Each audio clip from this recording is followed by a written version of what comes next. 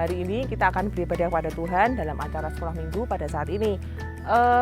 Sudah pada siap kan? Kita mau berikan sikap yang baik, duduk yang manis. Sudah pada mandi kan? Kalau belum mandi, sana mandi dulu. Dimatiin, nanti kalau sudah mandi, pakai baju yang rapi, duduk di depan TV, kita mau beribadah kepada Tuhan, kita berikan sikap yang baik. Hari ini Lausa Lili ditemani Lausa Abing, tapi Lausa Abing nggak kelihatan karena lagi pegang kamera.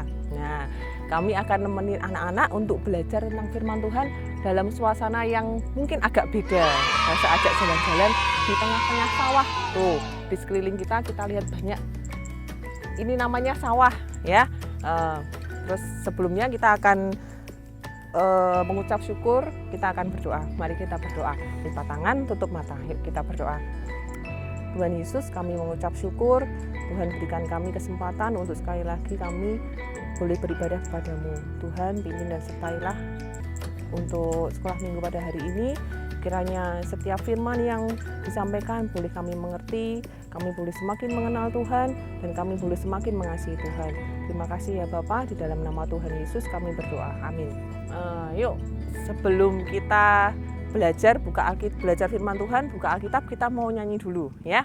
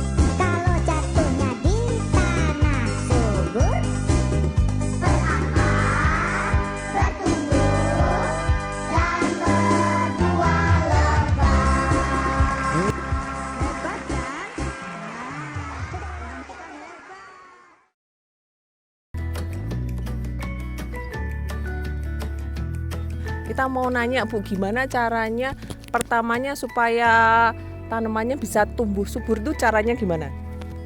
Tombak iki lahane kan digawe baik, halus. Terus bijine dicangkul dulu ya.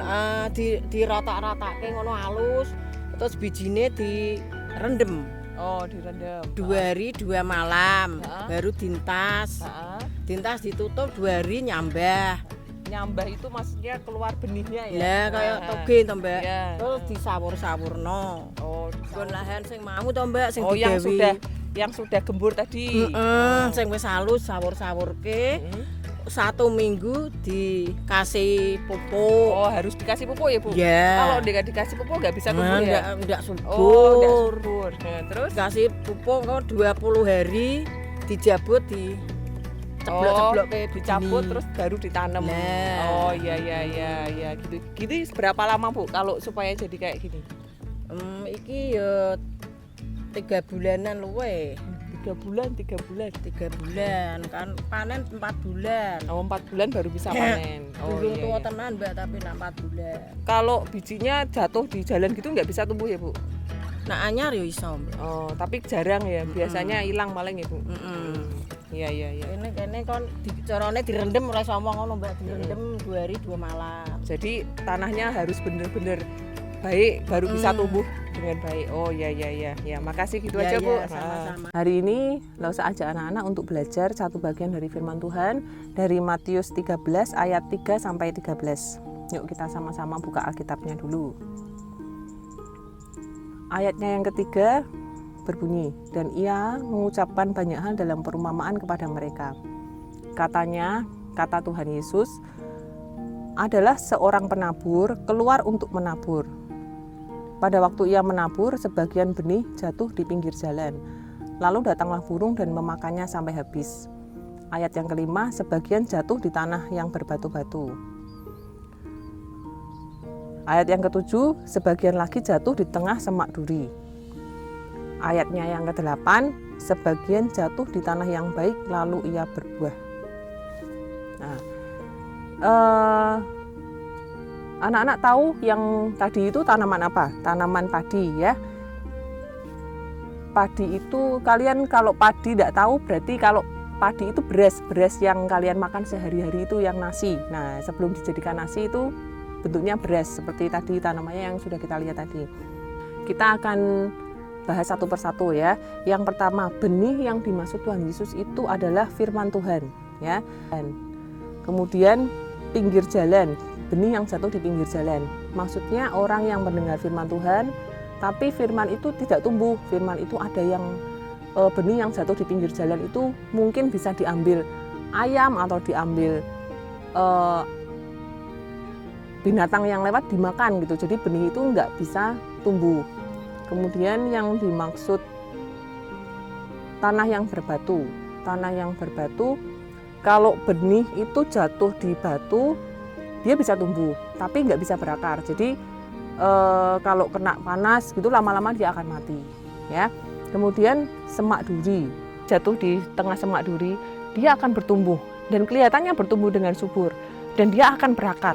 Tapi lama-lama duri itu akan mengikat sehingga benih itu tidak bisa berbuah. Nah, seperti hati kita, ketika ada firman Tuhan dalam hati kita, firman itu tumbuh, tetapi kemudian kita hidup dengan kekhawatiran, kita hidup dengan kecemasan, kita akan mudah sekali meninggalkan Tuhan. Ketika benih itu jatuh di tanah yang subur, dia akan berakar, dia akan bertumbuh, berakar, dan dia bukan sekedar bertumbuh dan berakar, dia akan menghasilkan buah yang bisa berguna buat orang lain, buat sekelilingnya. Demikian juga dengan hati kita. Ketika firman itu tumbuh dalam hati kita, firman itu berakar dalam hati kita, hidup kita pasti akan berbuah. Berbuah itu berguna buat orang lain, menjadi berkat bagi sekeliling kita. Jadi sekarang anak-anak pilih yang mana? Ketika firman itu ditaburkan, kita mau tentunya ingin firman itu tumbuh dalam hati kita juga ingin bertumbuh. Makanya ketika Lausa sedang memberikan firman Tuhan, sebelum berangkat kalian harus siapkan hati kalian, konsentrasi waktu sekolah minggu, kemudian supaya setiap firman yang diberikan itu bisa bertumbuh, berakar, dan berbuah. Ya, ingat 3B, bertumbuh, berakar, dan berbuah. Jadi bukan sekedar bertumbuh, kita akan siapkan hati kita supaya firman Tuhan itu bisa berakar dalam hati kita juga berbuah lewat sikap kita, lewat tindakan kita bisa jadi berkat buat sekeliling kita.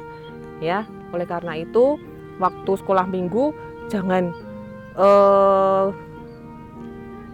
bicara sendiri, nggak konsentrasi, nggak fokus. Itu nanti firmannya akan hilang karena firman itu tidak bertumbuh dalam hati kita. Mari kita akhiri sekolah minggu pada hari ini, kita akan tutup dalam doa. Lipat tangan, tutup mata, kita akan berdoa. Tuhan Yesus, kami mengucap syukur, Tuhan mengajarkan kepada kami bagaimana kami menyiapkan hati kami ketika kami datang beribadah kepada Tuhan. Tuhan, biarlah kami mempunyai hati yang siap ketika kami datang beribadah kepada Tuhan, sehingga setiap firman-Mu yang ditaburkan dalam hati kami boleh bertumbuh, berakar, dan berbuah bagi sekeliling kami boleh menjadi berkat bagi sekeliling kami. Terima kasih ya Bapa, di dalam nama Tuhan Yesus kami berdoa dan kami mengucap syukur. Amin.